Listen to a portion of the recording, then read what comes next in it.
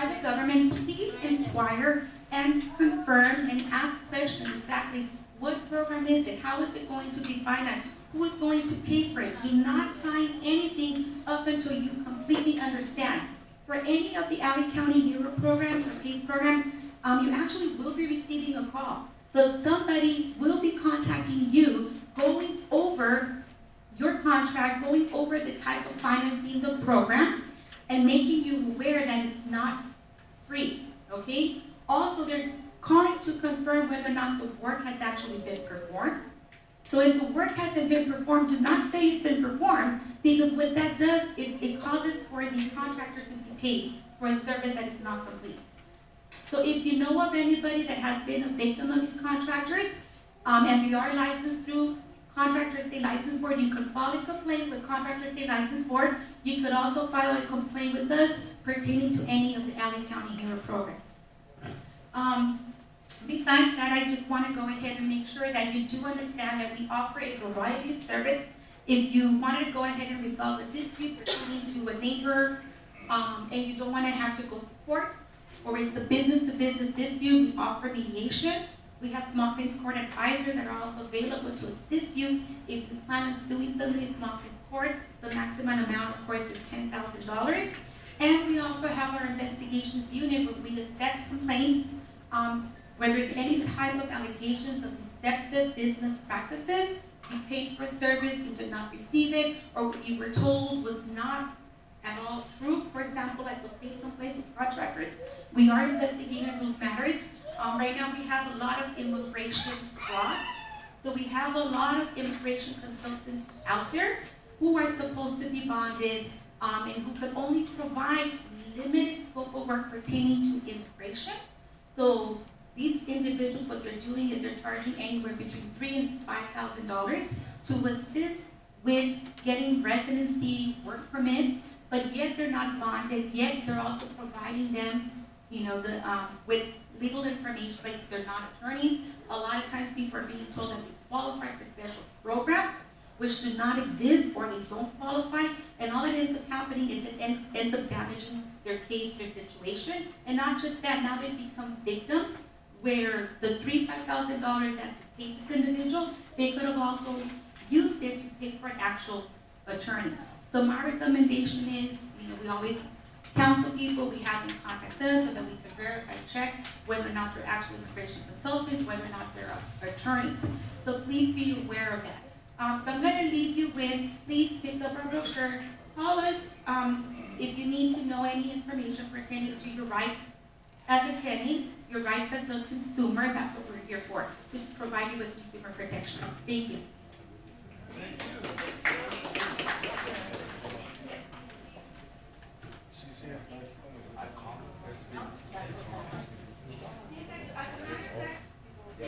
If you look at our brochure, all our information is available on our website. If you want to file a complaint or request mediation, that is available on our website at dcba.lacounty.gov. I also brought in some brochures pertaining to the temporary rent stabilization ordinance and our wage enforcement, so that you guys can take away, you hopefully share with neighbors and family members. Thank you.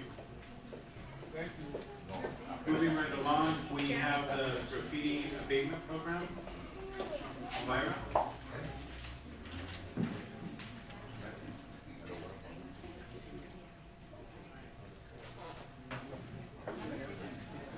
Hi, good afternoon, everybody. My name is Elvira. I'm with the Department of Public Works. I'm not in charge of the graffiti. But I can go. If I get my tag on, give me a call and I'll come and meet you there. So basically, I'm going to let you know that in Florence-Firestone, we do have a graffiti abatement program. You guys have 5-day service. We have contractors out here from 6 o'clock to 2 o'clock in the daytime.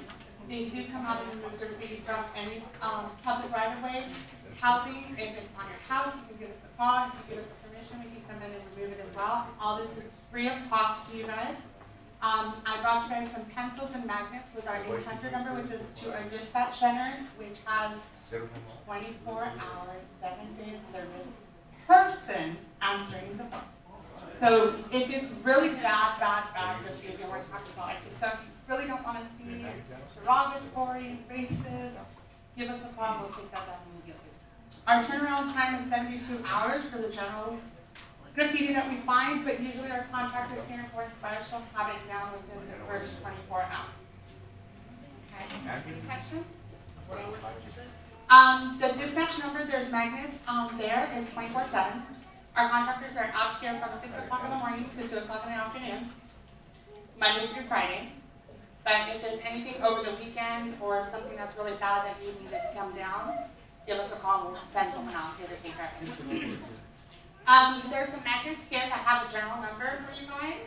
There's also some pencils here, and you can do that. And I can also give you my personal card, so you can call me if it's really bad. You give me a call, and I'll have these guys out here sooner if it's possible. Okay? Any other? Yes. So depending on the surface, we can pressure wash, we can sandblast, and we can paint off the graffiti.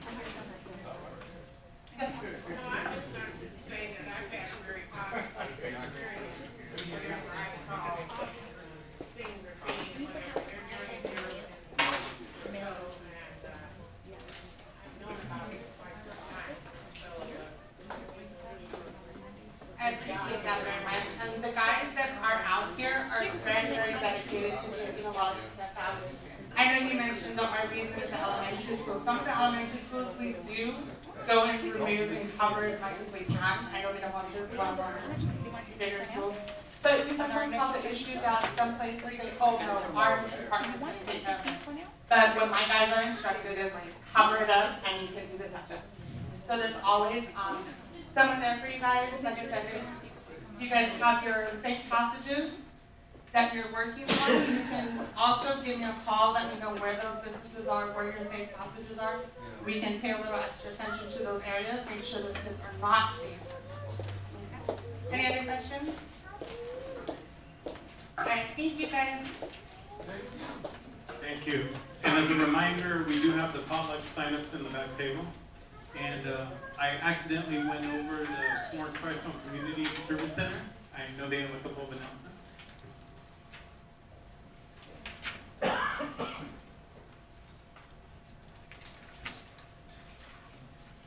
Oh yeah, you forgot about me and I'm the house here. It's really nice to be here this evening. Hello, my name is Karen Guy and I work here at Florence-Firestone. I'm here on behalf of the director, Cynthia Soto. I'm just here to talk about some of our programs and services that we have here at the center. Starting with our senior congregate meal, which Miss Inez used to come to. So any seniors that you know that want to come here daily for a meal, they can come here. The seniors are now here from 8:30 to almost 5 o'clock, which is a good thing. We also have, once a month, PACE is coming in paying utilities, which the person comes the second Tuesday of every month. So we've been grateful to get this person, the representative, to come in on a monthly basis. So now he's coming every month and assisting us from 9 to 11 a.m. for anybody that needs assistance with utility services. We also have our calendar. I left a lot of our information on the back table with our calendar, our food bank program, which we still have the second Tuesday of every month. We just had one yesterday. So if you know anybody that needs food assistance, just let us know, and or either they can call us or come into the office. And we also have the Racial Reporter's Office here, still for anybody who want to get married, need birth certificates, death certificates, and let me see if there's anything else.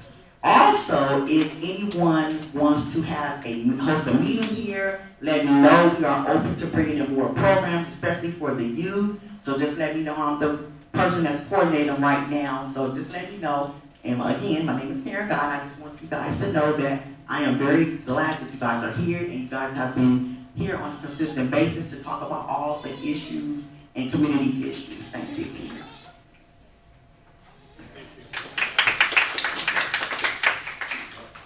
Okay, next I'd like to bring up the Director of the Housing Development and Design, Precinct 305 Homes, Robert.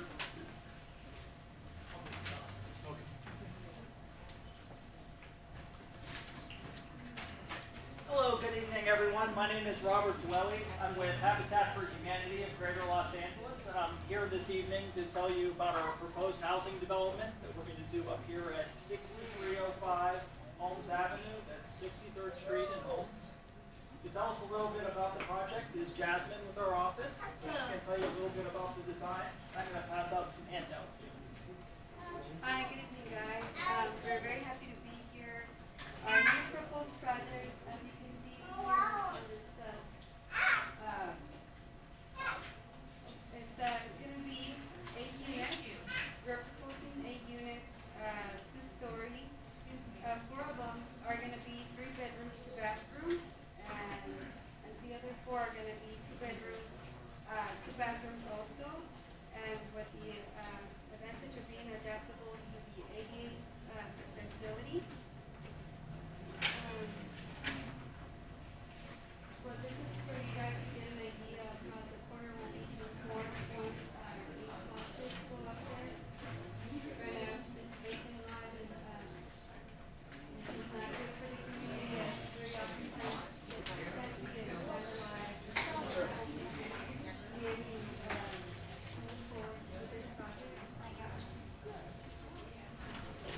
What's in the trailer that's on that lot? I went and viewed the lot, and there's a big trailer there. There's a bin. We're in the process of moving that off the lot. We're just finding it in place. We'll have to relocate it soon.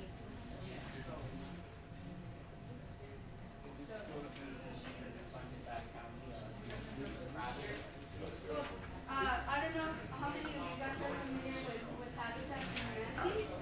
We are a nonprofit organization and we provide affordable housing ownership. So yes, they go through a, would you like to explain a little bit, Robert?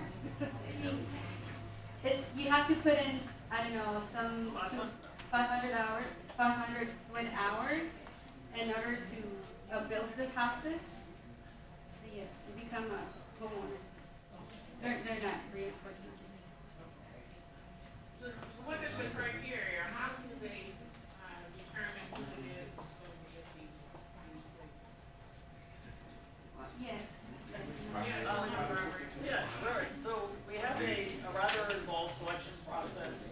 Right now, the project is just in the planning stage. We're just in with regional planning, so they're evaluating the project. But once we receive their approval, what we'll do is we'll do a series of community meetings where there'll be orientations where people can come in and talk about the project, learn about the income requirements and the qualification. From these meetings, we get applications. So we don't have a waiting list for everything. Any project that we do has an individual selection process. So when the time comes, we'll probably be back out here again, collecting people that are interested in collecting applications. From there, the biggest, assuming that you qualify and you meet the income requirements, you have to have a source of income. You pay a mortgage just the same way as everyone else would, and you have to qualify for a mortgage just the same way as any other homeowner would. And the biggest criteria then is based on need, is that we also evaluate where people are currently living and what their current living situation is. And so we try to select the people that have the greatest need for housing to put into our home. So that's the primary thing.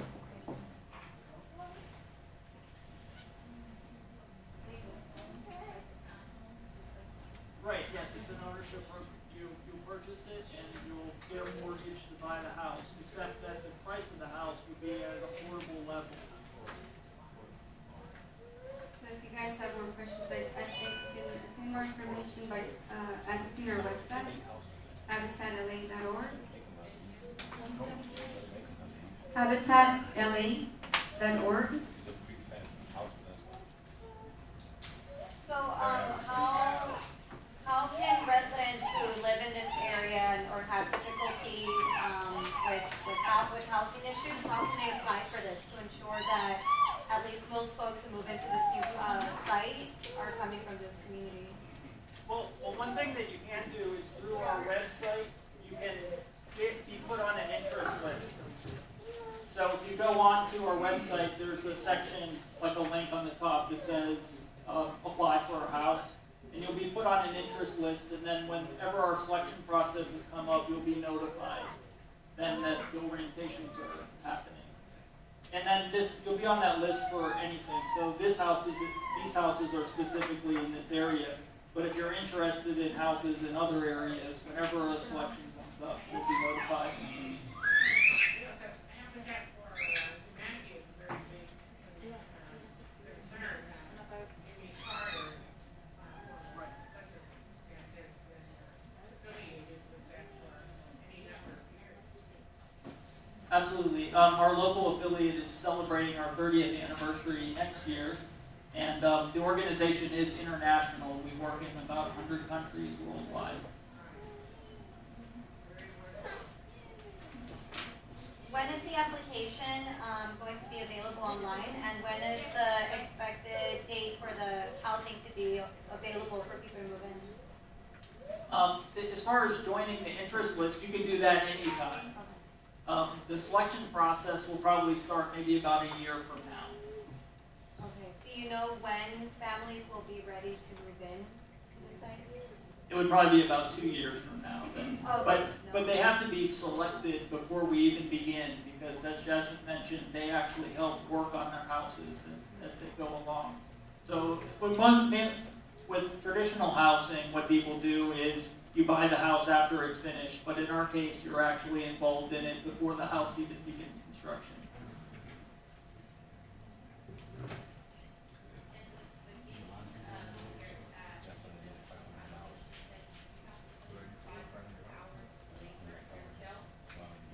Yeah, you and your family.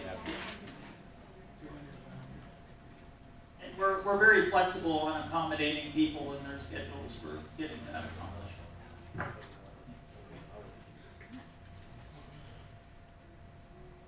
Anything else? What are the price values on it? What's that? The value of the homes? The price.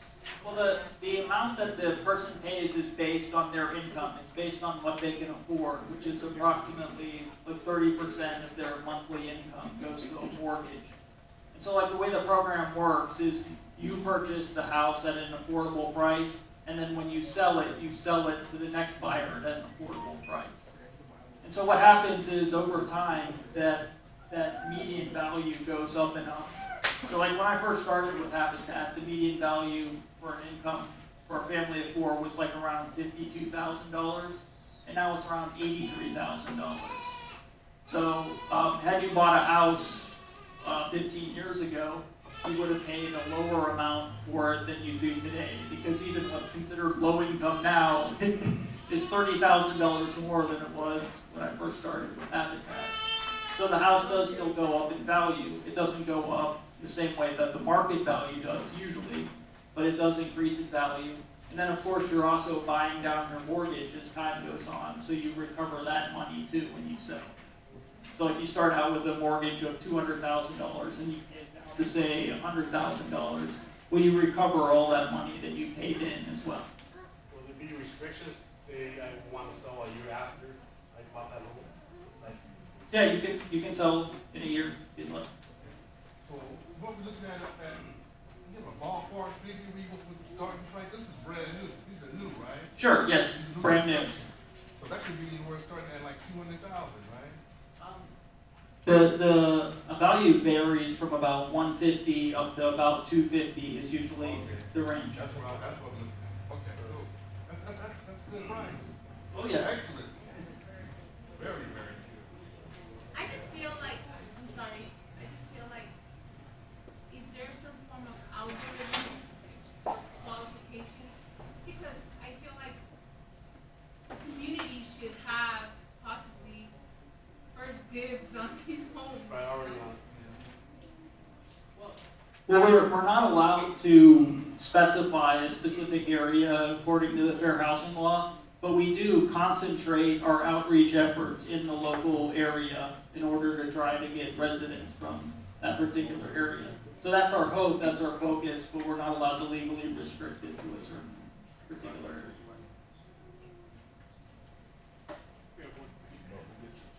So you're saying that you come to our community and put affordable housing, and according to the law, we will not get first choice are trying to purchase some of these homes. That's correct. According to fair housing law, we can't say like these people, the people in a particular area get the first choice.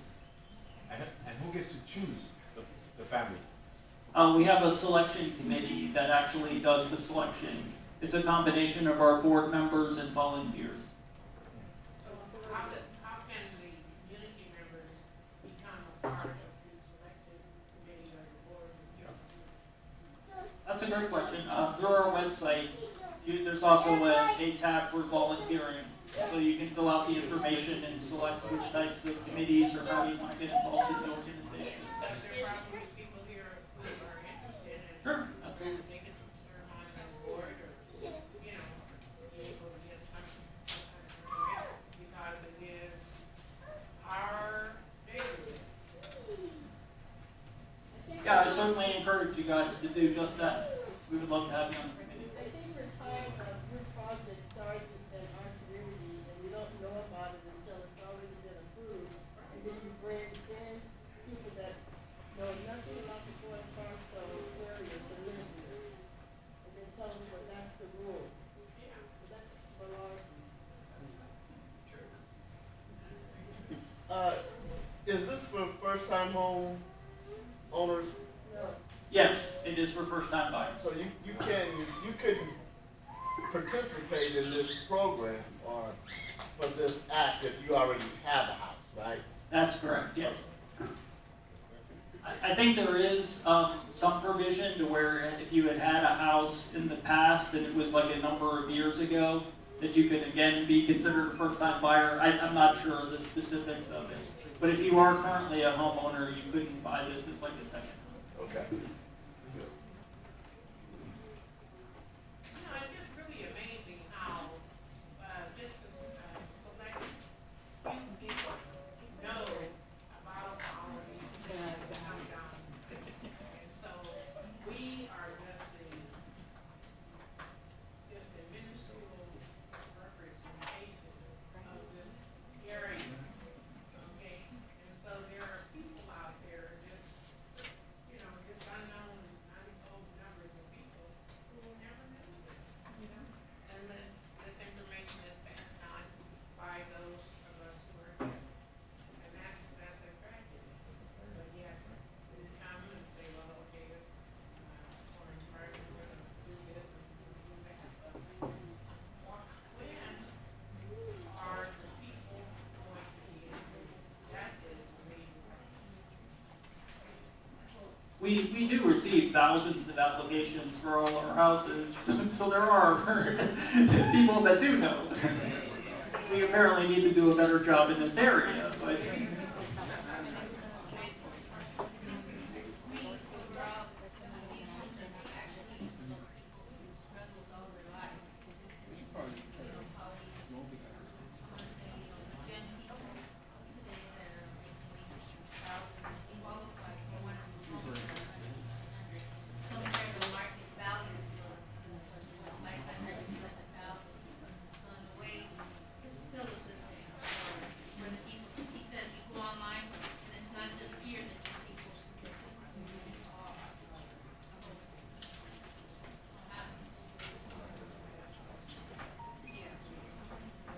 Question. Do you have a plot plan with development where it's gonna be in, the location of new developments? Is it in South Central, we're looking at Rockland, California? yeah. So this particular project's on 63rd and Holmes. It's the one. It's the 8-unit one that we just provided the information for. We also have another project that's on, has about the same time frame. It's on El Segundo near Maine, I believe. And that's going to be another 8-unit project. Is that on your website too, or? I'm not sure if that one is, again, these are some of the projects that are a couple of years out. And we have another project that's starting in January down in Long Beach. It's on 14th Street in Pine. It's a 10-unit development. So they don't necessarily need to live in LA. Right, you don't have to live in Long Beach in order to, I think that one, I think they've already done the selection on that one. Okay. So is it okay to share this with the Absolutely. employees of the district? Yes, you can share it with whoever you like.